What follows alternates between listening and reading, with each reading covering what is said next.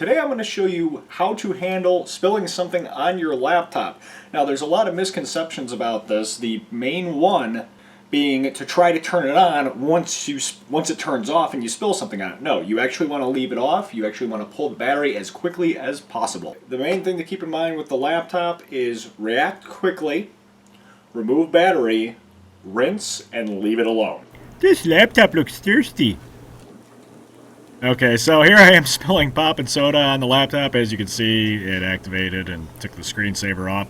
So, first thing we're going to do is flip it over, get that battery out. Whether you got to pull a panel and pull the battery or whatever the case may be, get it out of there or unplug it. Get it turned off. That is the most important thing because you do not want it to fry anything. So, we are actually going to remove a panel and remove the hard drive also. Reason we're doing this is the hard drive has moving components in it. You get any liquid in there, your data is probably going to be shot. So it's best to get it out of there before we continue on. If you can, try to get as much cola, soda, pop, milk, coffee, whatever you spilled on it off of the laptop before rinsing it. Reason for this is when you rinse it, you're going to get more in there. You want to get as much of it off of there before rinsing it as possible. Although water will dilute it, you don't want it getting in crevices. And if you can, or if you have the know-how, remove any extra panels, remove any extra components, like the RAM, the CD drive, whatever you're able to do. And at this point, we're just going to use really lukewarm water and give it a good spray down to try to get all that junk out of there. Now, it probably already went to the motherboard. Hey, it happens, that's fine. That's why we're going to be waiting the 72 hours before trying to turn it back on. But we just want to give it a really, really good rinse. Now, just running it under a faucet may not be enough. That's why I'm using a sprayer. This is definitely not something you want to put into a dishwasher. And after you do the full rinse off, we're going to dry it off the best we can. And then we're just going to kind of let it sit like this.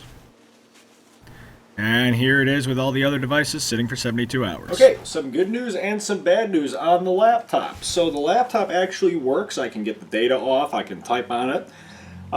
Everything seems to work fine with the exception of the touchpad mouse. The touchpad mouse, the Y-axis is really screwed up. It doesn't want to move correctly. However, this little one here, because this has the touchpad and the little nub here to move around. The nub works fine. Plugging up another mouse to it works fine. Now, this you could order and get the replacement part for it. There also may be some residue or water still in there. I mean, it has been 72 hours, but keep in mind, if there's crevices or if there's places where it can pool, it can still cause issues. So with the laptop, I'm actually going to leave it off for another day or so, just to see if that corrects the issue here.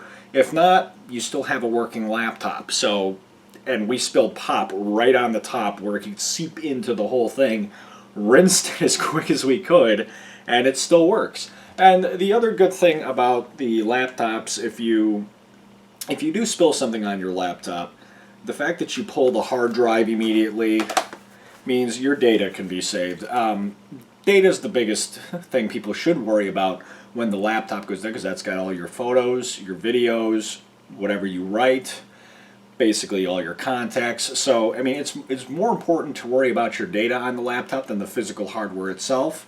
The physical hardware itself, you may have spill coverage. That's another thing you can double check. So, trying to save it, absolutely fine. I wouldn't just spill and leave something on it and leave it to the warranty, because they're just going to ship you the part. They're not going to help you recover your data. So that's all I have for spilling on a laptop. It wasn't 100%, but this isn't 100%. Whenever you spill something on an electronic, there's a possibility of it's going to get fried. So that's why you absolutely have to react as quickly as you can. And that's pretty much all I have. Have a great one. If you have any questions, comments, or concerns, feel free to post them in the comment section below. I'd be happy to answer them. I have dealt with many laptop spills, phone spills, and any electronics getting exposed to water or juice and pop and soda. Have a great one.